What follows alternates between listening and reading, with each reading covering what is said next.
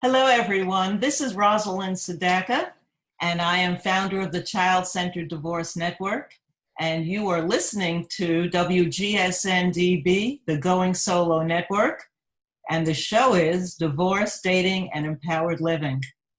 And we have a wonderful guest with us today, who I'm very excited about. And she comes all the way from the Netherlands to talk to you about a topic that is so important, and that has to do with what's really best for the kids, because too often, as you know, parents and co-parents forget the kids in the process, and that makes life really challenging. So we want to dig in and learn from Anne Buiskool. Anne has written a new book, recently translated into English, titled How Do We Tell the Children? Respectful Divorce as a New Beginning. I've read it, and it's an excellent, excellent book. She provides 7 steps through the compass of respect for couples to work with. And she's also a master of divorce ceremonies, which helps with the transition from being partners to co-parenting parents. And this is a very interesting process that we'll talk about. So I want to welcome Anne Buiskool to our show today. Thank you, Anne. Hello. Thank you for being in the show. Oh, it's my pleasure. So again, we're talking about taking the steps from moving from partners to co-partners in parenting, and I really love that concept. So let's start by asking you what brought you on the path of helping parents divorce in a more respectful way. Well, I've been doing different things. I've been an art therapist and working in different places. And I was with the father of my daughter. And about 15 years ago, we split up. And to make a jump, when our daughter was 17, she told us, well, thank you, because you did a great job. And I know she had well, we didn't do it all good, and we fell and we stood up again, and she certainly has things that she just didn't like and weren't good for her. But and now I can see in the process from 15 years ago until now, we really did a good job. And when I became a mediator in 2010, I didn't know I was like a mediator. But then I specialized, and the specialization became more focused on really parents that want to do good for the children and also for each other. So yes, an important distinction. Yes, because, well, sometimes people come and they're really fighting, and even if they're fighting and they really want to do a different thing, I can help them. But if they're fighting and they want to be right, I just help them to find someone else. I appreciate that. I think that's a good way of letting people know when they're off track. So I know you have a special way of working. Let me ask you about that. What is it that you do that's different from so many other people? Well, let's start to say that everyone is different, and I believe very much on that. We attract the people that we can help. Mm-hmm. So what I can say is that I work with, well, we all know about guilt and shame, and that a lot of parents feel guilty or ashamed, either because things they did or said, or either to the children because of the divorce or the separation. And when we go to the place that we go back to that moment, is it true that we could have done it differently? So I help parents to understand that they don't have to feel guilty about nothing, and that they can feel, I did everything I could at that time. And the moment you really start to realize that you did everything you could, you can start to take responsibility. And that's an important point. Yes, because it just is a release and relieves people on so many levels, I would imagine. Yeah, and that's going from the realization you're not guilty, to seeing that the things you did or said or didn't do certainly made someone else feel pain. So if you realize that what you did, even if you didn't do it on purpose or you were not conscious about it, even after that, even after years, you can start to take responsibility, which can look like, listen, Marie, I now see I said this and this to you, and I behaved like this. At that moment, I didn't see what it did with you, but now I can see it. I can really feel that it hurted you, and I want to say sorry. But this story has to come from a place after guilt and shame, after pride, after I want to get rid of this feeling. So it needs a little process to come there. I love that. Such an important point, owning your responsibility and what you did in the past and acknowledging it, especially to your children. It makes all the difference in the world. And it also serves as such a wonderful role model for them. If my parents can apologize for something, then I can understand that I can do that too, because we all make mistakes. Thank you for this. Yeah, this is good. This is really, yes, this is it. So I want to get into what you do that is different from anything I've heard about in the United States. And I'm very, very impressed with the concept of divorce ceremonies. Tell me about what you do and the value of considering doing that. Well, I have a past with ceremonies I loved ceremonies, a great part of my life. I learned it from the Lakota Sioux Indians, some ceremonies. I was asked by people for divorce or for a child that didn't live anymore, and we had to make a ritual. So when I saw a film that in Japan there are divorce ceremonies, it really hit me. It really, I felt, oh, but this is something I want to give, because it is on a deeper level a way of saying thank you, but also the strings that are attached that need to be loose, or how do you say that? Severed, yes. Yeah, because it has to do with the partnership, and as long as the things that are attached on the partnership and the fear or the anger, it comes into the relationship as parents, and the children will feel it, will know it, will have a problem with it. So when I saw these Japanese divorce ceremonies, I started reading, I started connecting to people. I even have now someone from the university, one of the universities in the Netherlands, that is studying divorce ceremonies, and he wants to develop a training with me. So what I do to come to be practical is, whenever parents feel they want to do a ceremony, because it has to come from the parents. It has to really be an intrinsic, or how do you say? A motivation. Yes. So only people come here to do that when they want to do that. And I think the ceremony is as important as the time before the ceremony, because then I have a list of questions that both give answer to, and I have a meeting 2 or 3 times before the ceremony. And in those meetings, things come on the table that maybe never been talked about, or that can be gratefulness, but it can also be things that never have been said. And I imagine real emotional healing for both partners. Yes. Yes. So it's beautiful to see that it's softening.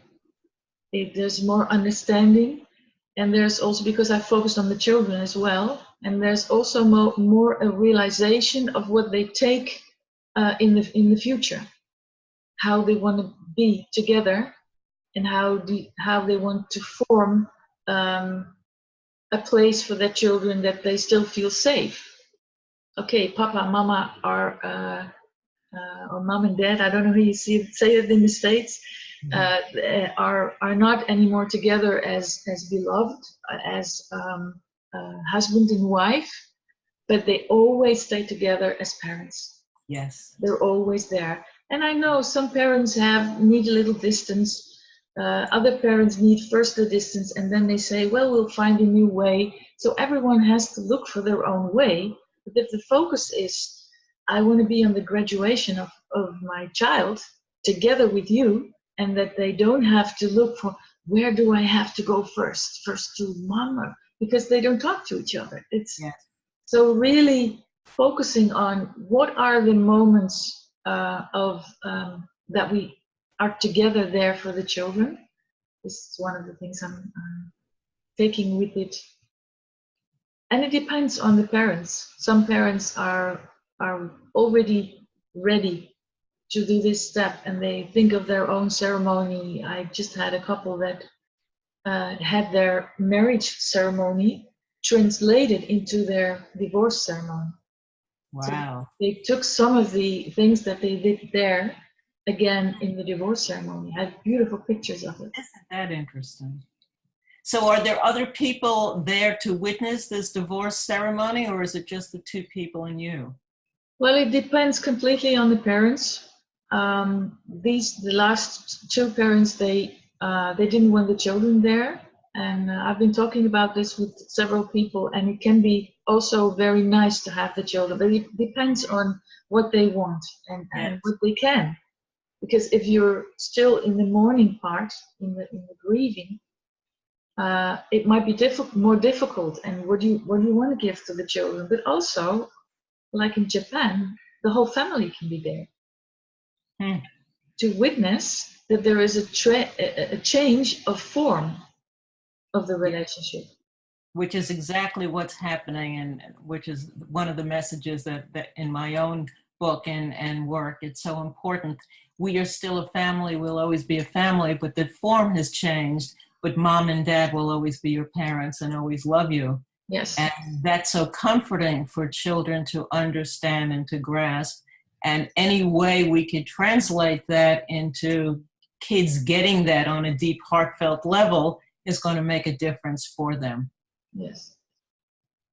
Well, I'm very impressed with this concept. I think it's beautiful. I would love to see this introduced in the U.S. and other places, because there's sound, emotional, and psychological principles behind it that really make sense. And I would imagine the couple after this experience are much more ready to engage in successful co-parenting strategies. They've come this far, they've acknowledged one another, that they're ready to move on. They're out of their romantic relationship, but they're never going to be out of their co-parenting relationship, and they want to do their best in that capacity, correct? Yes, that's true. And it needs a willingness to see that we can learn and that we can keep on learning. Yeah. And I mean, that's the challenge. Yes, I often parents are like, what are we going to tell the children about coming to me, to the mediation? And then I say, well, they go to school, just tell them you go to school. And that's also an opening to understanding that you can look at life as an ongoing process of learning, playing, falling down, standing up again. So that's where my invitation goes in mediation and in the divorce ceremony. Briefly, can you address for us some of the reasons why parents lose their focus on the well-being of their children before, during, and after the divorce? Yeah. Well, whenever people ask me the questions, there's also always another answer, because there's so many aspects on this. But what I now have to think of is that we all come back from, we all have a background, and the father and mother, or mother and mother, or father and father, or however the family is founded, have different backgrounds. And like when you were born in a very religious family, or, well, we can all imagine there are so many differences. And when we meet each other, we just meet the essence of someone. We fall in love with that person. But the moment I always say when the honeymoon part is over, then also the patterns and the survival mechanisms are starting to run. And what I see is that I have to ask you the question again. So to make the circle, Mm-hmm.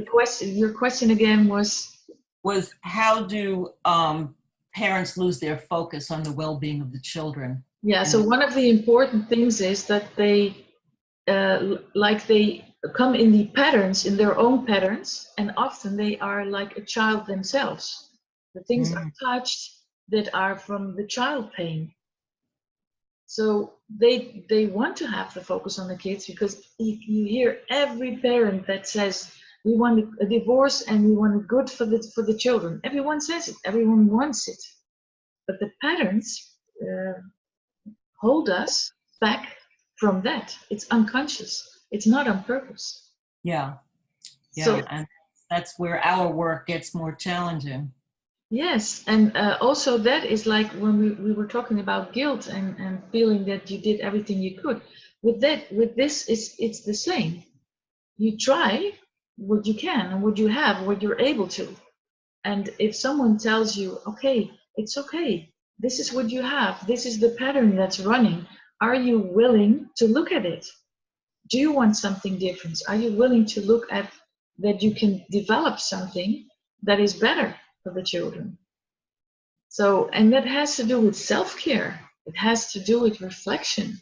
It has to do with, can you see that the other person, the other parent is, or ex-partner or to-be ex-partner, is also trying his or her best, which is sometimes very difficult to see.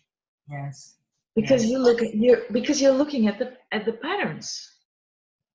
That's very beautifully put, and I so appreciate your pointing that out.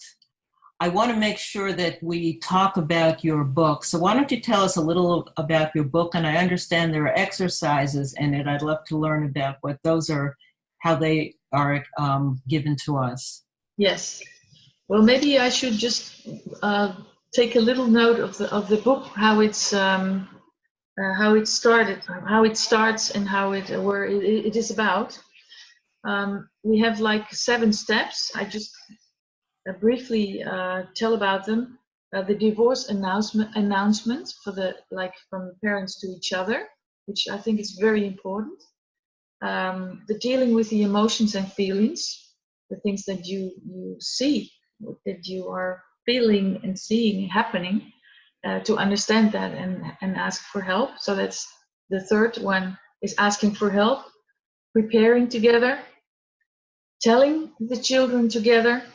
And there's also a part that if you cannot, how to do it on your own, and then shaping the divorce, and then short-term and long-term aftercare. That's let's say, where the book is about. And there's also then a special extra chapters with the same issues, but also like changing in the family system, ages, loyalty conflicts, pain, sadness, shock, and trauma, and love and pain in relationships, which should have been the first chapter, but because the parents are in such a, there's so much happening when you're going to divorce, I decided to put that at the end of the book. But it's a very important chapter, which, by the way, is written by the father of my daughter. So we still work together. And that's wonderful too. Yes, that's very thankful. You're living what you're writing. So what kind of examples do you have in the book, exercises rather, that you have in the book? Yeah, each chapter has an exercise, and there's some more, and I would like to just read one, and I take the most difficult one. I think it's the most difficult from the whole book, but at the same time, we can all feel that this is really important, can be really important for the children. It's called Your Children's Bedrooms. That's the exercise. It can provide a different perspective if, before you talk to each other, and the days before the talk, each other on their, that each of you sits on down in the children's bedrooms when they are at school. Just sit down, look around, and step into your children's shoes. It can be quite unconventional doing this. This exercise is meant to give you as a vivid an idea as possible about your children's emotions and feelings, in addition to your own perspective on the divorce with your own emotions and feelings. See if you can allow the feeling that comes up. It can be difficult because your choice to divorce causes pain in your child. But accepting these feelings makes it easier to empathize with your children. If you find this helpful, then you can do this in all your children's bedrooms.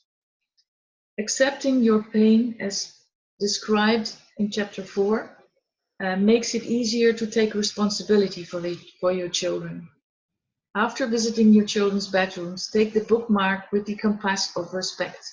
And that's another part of the book. I have 2 bookmarks in the book, and that's they can help with respect. Am I doing this respectfully for myself, for the children, for the other parent, for the family? And so all the words of RESPEC are helping to, in any moment, to stay in line.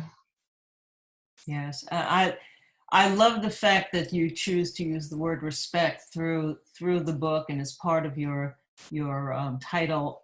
It's a really key word for families who are dealing with divorce, because without that element, things go askew, things just turn off, and the parents are in battle and conflict, the children are in conflict, feeling guilt, shame, and all kinds of emotions. Everything is thrown off course without respect, and respect is what brings everyone and everything together. It guides you in making conscious decisions that are going to be in the real well-being of your children. So thank you for making that such an important point in all of your work. I wanted to ask you, what do you do with parents who are not taking responsibility and want to point to the other parent as the problem? We all hear that in our work. Yes. When they keep on doing that, I just point out that I'm going to help them find someone else. But most of the time, I always take the picture. I always ask them to take the pictures from the children with them, physical pictures, and I put them on the table. So the moment, whenever something is painful or they want to point to each other, I ask them to look to the pictures together. And most of the time there are tears or there's something's happening. And that makes them aware of, okay, I don't know how, I don't know, I really don't know, but, and then it stops somewhere. It stops and we can have a new look. Okay, who do you want to be for your children? Okay, do you want take responsibility for your own behavior? And also, even if one of the two is taking the responsibility, the whole system is changing. Yeah, and that's really important to remind our listeners that even if only one parent is taking responsibility, it does make a shift in the outcome for everyone involved, thank God. Yeah, well, I just talked about that with someone, that even if you have like someone who becomes psychic, I don't know the word, is really ill, one of the parents is really, yeah. Or, yes. Yes, even then, if you fight that, you're in a fight together. If you ask someone to help you, how can I deal with this? Then everything shifts. Yes.